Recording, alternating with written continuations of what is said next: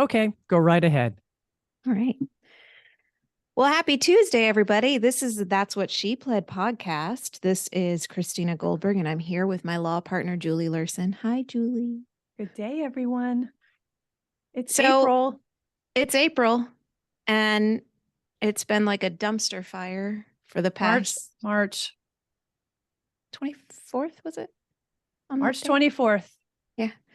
So One of we're those talking days. about some new legislation in Florida. I think an awful lot of people don't really have a reason to know what it is or why it is, really, that the general public, and it was pushed through so quickly that really what we have is some top media line coverage. stuff for most people.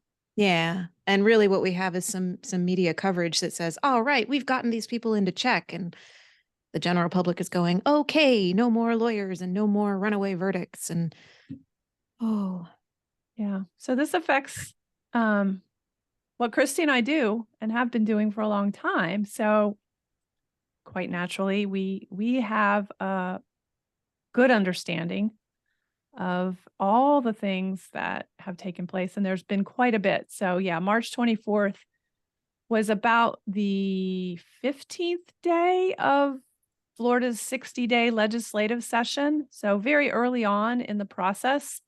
And the significant changes to Florida's law with respect to injury claims got passed in record time. And so we thought it might be kind of interesting to take a deeper dive with our audience, get away from sort of the top line headlines, the usual sorts of greedy trial lawyers pursuing frivolous lawsuits and, having juries just run away with this craziness and award huge verdicts. Reference back to an earlier podcast where we talked about the hot coffee case. Anyway. Which people still react to. That's still a gosh. topic of conversation for it's amazing to me that they roll their eyes and go, I can't, coffee's supposed to be hot. Oh my gosh, you don't know. But yeah, so I mean, I think so we've spent the last couple of weeks trying to protect our clients' rights, really, is what we've been doing. As much as we can. Exactly. 20-hour days trying to get things done and things protected. And so what the general public is getting and our clients are getting is this, oh, can you believe these greedy plaintiffs' trial attorneys? They're filing these suits, and now the court system is overwhelmed. And look at 85,000 suits filed in a week's time, and well, we were left with no choice. So not only did they push this legislation through in record time, I've never seen anything like it. Not only did they do that, but they made it effective immediately the day it passed. And so typically you would have a legislative session end, and it would be effective, July 1st of that year, or sometimes even July 1st of the following year, so October that you've 1st. got, or October Right. 1st. I've seen it any number of ways, so that you've got lead time, right, to figure out, okay, what are we doing? Not this one. It made it through the last vote and was on the governor's desk, and it was signed that day. So March 24th, which is going to end up being a big date for us, trying to figure out, okay, dates of loss and dates of filing suit and all of that. How do we need to treat cases? Because unfortunately we have to start treating things differently now. Interestingly, and to the point of why it was that so many lawsuits were filed in such a short period of time, is that we wanted to preserve as many of our clients' positions with respect to their rights under the law as it existed prior to these changes as possible, which meant we needed to file a lawsuit.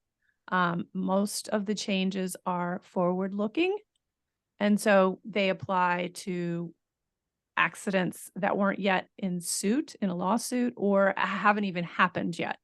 And we'll get a little bit deeper into this. We don't want to get too in the weeds. That would not probably be the most riveting thing to talk about, but strategy and all of that. I mean, that's the huge groups of attorneys and the Florida Justice Association and all of the groups. that's what we're doing, is working on strategizing and making sure that we can protect our clients, because they're no longer protected, sadly.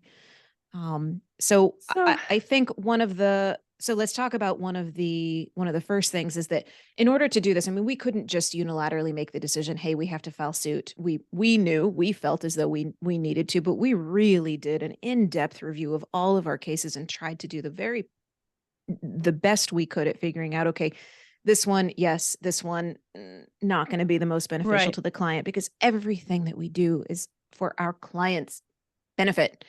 So we had And to contact every single one yes, and have this 20-minute discussion with every single one about, what do you mean? I'm not ready. This doesn't make sense. And it was crazy, Julie. I don't know if you ran into the same thing, but when I explained to my clients what is going on and what this legislation means, they stopped in their tracks and said, wait a minute, this legislation basically insinuates that you, my attorney, are evil, and that me, the injured person who asked for none of it's this, am faking it. evil and faking it and dramatic. But don't they understand that I didn't want to hire you. I Right. never would have come to you if the insurance carriers did what they said they were going to do. It was fascinating to me that I got that every single time I talked to a client. Yeah. I, yes, that was the reaction. And yes, do what, I guess to our credit, we have good relationships with our clients. Mm-hmm. They trust us because, and I didn't get any real pushback from anybody. I think I had one very deep dive conversation with a client who just happens to be a client who likes a lot of detail. Mm-hmm. But But we're very blessed that we create that relationship with our right, clients, that basically they say, I right. trust you. I came to you because I trust you. And so let's do what you think is best. So that's But where these are we are. decisions for our clients to make. In any case, let's sort of shift and talk about some of the changes. I guess maybe Mhm. one of the simplest, easy ones is the statute of limitations, which is a firm bar on pursuing a claim against somebody that exists in the law. And it has always been that if you have not gotten your case either resolved or at least initiated a lawsuit within 4 years of the accident date, then you've hit the statute of limitations, and you can't do anything further. The Right. legislature has now decided that we are going to have a 2-year statute of limitations. So it's been cut in half. We've cut that in half. So for any accident that somebody may be injured in that occurred after March 24th, the statute of limitations is now 2 years. Mhm. Which sounds So like a long time. It's not. it's not. It's not, It's when you're trying to calculate and compute what future damages are and really how your body's going to heal from something and how severely you're injured and all of that. So it's not all that long, but okay, 2 years, we'll get used to it. We'll get over it. I think probably one of the biggest problems is this, that there's legislation that says an insurance company has to act in this way, XYZ. They have to do these things. They have to pay these bills. They have to act in good faith and do all right. of these things. What this newest legislation did was it said, okay, we're going to leave all that alone. The insurance company has to, but we're going to take away any downside for the insurance company not doing that. Well, So in other words, they no longer have a duty to, for instance, try to get a claim settled quickly and expeditiously because it's in, all indications are that they should. They have essentially a fiduciary obligation to protect their insured. And if they failed to do that in the past, the other party, actually the insured, had recourse against their insurance company for that breach of the fiduciary duty, bad faith, whatever you want to call it. Now the bad faith law is such that there's really no downside for insurance companies to ignore, deny, delay, defend. And so the incentive has now been taken away to try to work it out. correct. And allowing an insured who, for instance, has to sue their own insurance policy. You know, when you buy an insurance policy, you believe, rightfully so, that the insurance company is going to do right by you. Well, now the insurance company doesn't have to. So if you as an insured have to sue your own insurance company for the coverage that you bought, have been paying premiums for, and your insurance company is ignoring your claims, is looking at established medical damages, is looking at all of the different components of your claim and saying, don't think so. Excuse me. And you have to sue your own insurance company. The legislation now has taken away your ability to get your attorney's fees paid for because you've had to pursue your own insurance company. And this is, of course, where we get in the media and all of the proponents of this legislation. We get, well, it's these attorneys, and these insurance companies wouldn't be paying out all this money if it weren't for these attorneys. Well, the attorneys wouldn't be getting involved if the insurance companies did what they were supposed to do in the first place. And so what they're doing by this is they're hurting. Yeah, sure, they're hurting the attorneys because we all have to make a living, but they're hurting their own insureds. So they're saying, okay, you bought $100,000 in insurance. We're going to hold up our middle finger at you and not pay it. We're going to force you to hire an attorney who works on a percentage fee basis, who has to make a living. So you're going to now hire an attorney, and eventually, ultimately, we'll decide, okay, we'll pay the 100. Well, now you've got $20,000 in costs from having to litigate it and a percentage of attorney's fees. And so now what? You paid for your $100,000 and you're going to end up with, I mean, pennies on the dollar of that. It's not because attorneys are evil. It's because, again, you need someone who understands how to do this, someone who's willing and able to litigate it. But we can't do that for free, just like your doctor can't treat you for free, etc. So it's very easy to put a target on an attorney's back and to put a target on a plaintiff's back and say, gosh, you're so greedy. No, we wouldn't be in business. I'm sure you've heard it a million times when you sit down with a prospective client who becomes a new client. They talk to you about how they've been faithful customers of Geico or State Farm or whatever for decades. And as Christy sort of alluded to early on, oftentimes the reason they come to us is because they're getting the runaround. They're not getting answers or what have you from their insurance companies. And they're just fed up and they're looking for some answers, some assistance. It's not because they thought that this was going to be their big payday and they could, retire on their personal injury settlement. Not at all. So it's just sort of another, they gladly accept your premiums. Florida does require everyone who owns an automobile to carry at least some minimum insurance coverage. So, which isn't to say everybody does that. But, it is a requirement, and the requirements are for all intents and purposes will continue. They may change a little bit, but you have no choice. You have to pay somebody premium dollars, some entity. Right. They'll collect, but pay out. Good luck. They like to keep their money invested. Yeah.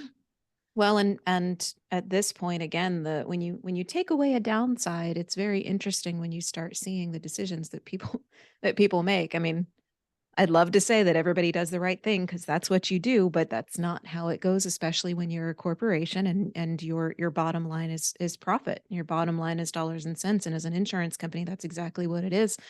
I sat in on conversations. Obviously, I can't be specific about who or when or where, but as a defense attorney with, representing insurance companies, I sat in on conversations with them saying, well, we know that we should pay this, but it actually benefits us not to pay it because only a percentage of people are going to sue us for it. So if we have to pay attorney's fees, we'll do it on that percentage and we'll still save money, even though this is something that we know we should pay across the board. Those are the conversations that are had because their bottom line is dollars and cents. It's profit. So you take away a downside, and what we expect to start seeing, for instance, is now everybody has to buy that $10,000 in PIP coverage, that personal injury protection. Well, what we anticipate seeing now, since there's no downside to them not paying it, is that they start sending everybody to what's called an independent medical examination, or excuse me, compulsory medical examination. That's basically when your own insurance company says, well, okay, you were We're in a not car sure you're hurt. accident. We don't think you're hurt. So we're going to tell your treating doctor, who says, you need continued care.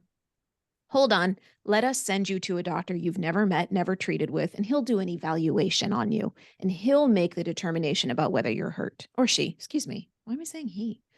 Anyway, he or she will make the determination as to whether you're hurt. Well, this is a doctor that's bought and paid for by Mhm. your insurance company. And that doctor, 9 times out of 10, is going to say, you're not You're hurt. fine now. Right. Or you were never Because, hurt, or you're all better. right. Because the doctor is being paid for his or her time by your insurance company. And if they want to continue getting paid by your insurance company, guess what they're going to say? You're not hurt. So then your benefits are going to get cut off. The benefits that you are being You've been mandated to paying. pay for, Right.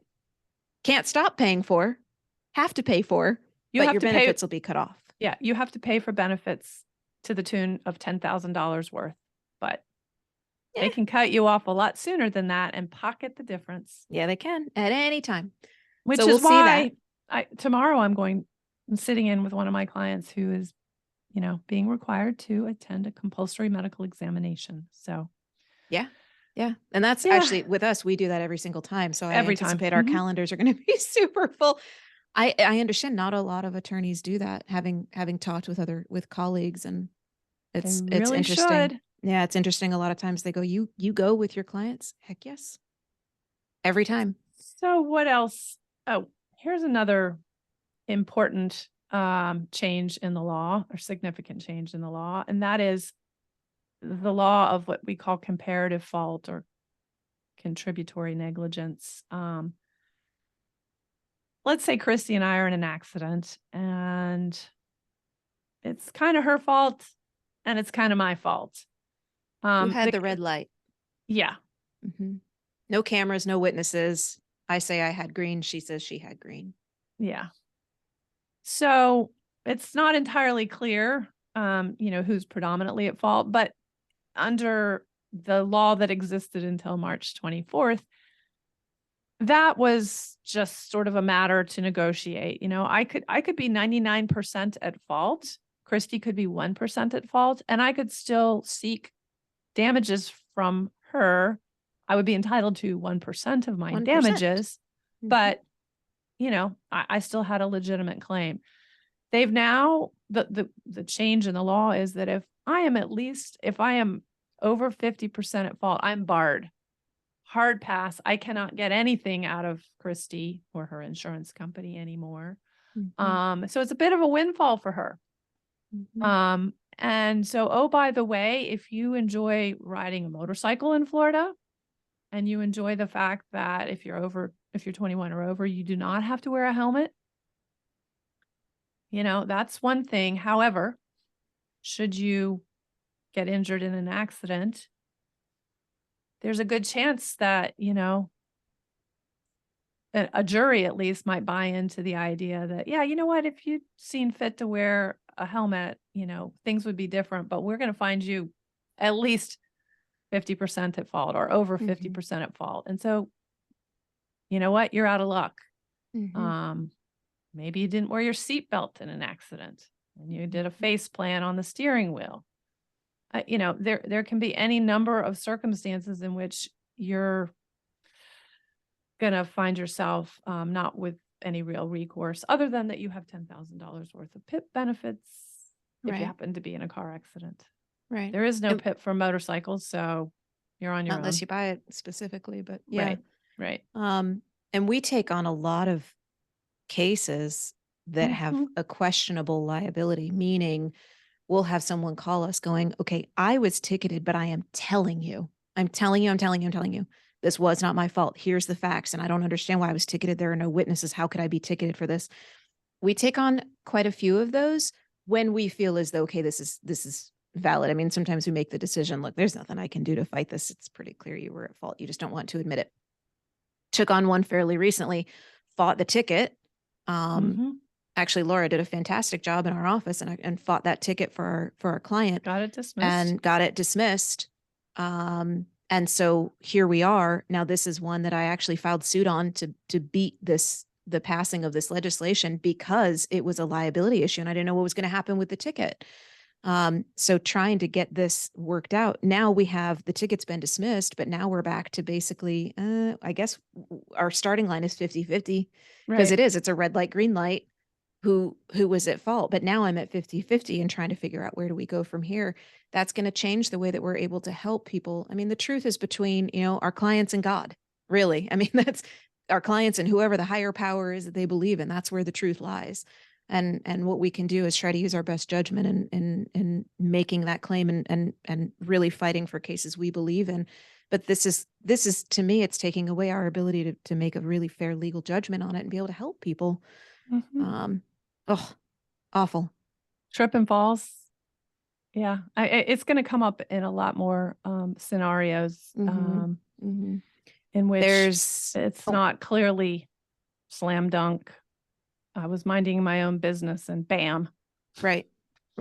And I think it's going to be used as an excuse by the insurance companies just to now start with denial.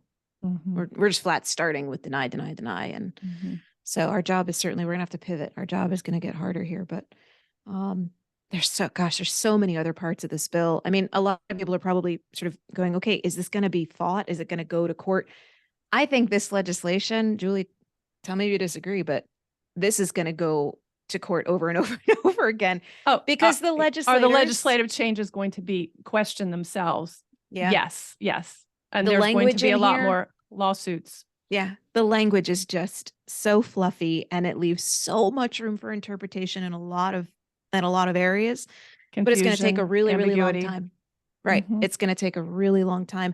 I know that there is a team of constitutional law appellate attorneys working on going through just word by word here and figuring out what they can take to court right now to challenge this on a constitutional basis. But until that's done, and that's going to take a very long time anyway. But until that's done, here we are. We've got an attack on the attorney-client privilege. Specifically, if anybody who's listening has ever hired an attorney or is thinking about it, you sort of know when you're in a car accident, you're in a tough spot. Your primary care physician won't see you. They're going to send you somewhere else. There are certain doctors who will treat an auto crash, but they won't accept health insurance. Or there are so many doctors who won't touch auto. And especially since the passing of this, boy, it's going to be even more. Even harder. Right. And so when you're working with, and with the health insurance, I mean, how many providers do we know that they won't touch BCBS or they won't touch United or whatever it is? More and more as a client, you're looking to your attorney to say, help me. Where do I go? I'm hurt. It wasn't my fault, but nobody wants to treat me. They'll take my PIP insurance, but that's a limited bucket of benefits. Then what do I do? Right. What if I need surgery? Now what? And here we are in a position of trying to make those recommendations. Now, the way that Julie and I do it, I would like to think is different from a lot of firms in that we have a personal connection relationship with any of the practitioners that we work with. We trust them. We don't play a game of quid pro quo. No. Right. We don't play that game. We don't have a list. We're not tracking how beneficial this may or may not be to us. Right. Some do that. We don't. We just want to make good referrals for our clients. In other words, send them to people who we believe are good practitioners and will take good care of our clients. But one of the trade-offs is that some of these providers who are willing to treat are obviously, they're in business. They want to get paid for the care they provide. They understand that these clients can be in a bind with respect to how their treatment gets paid for.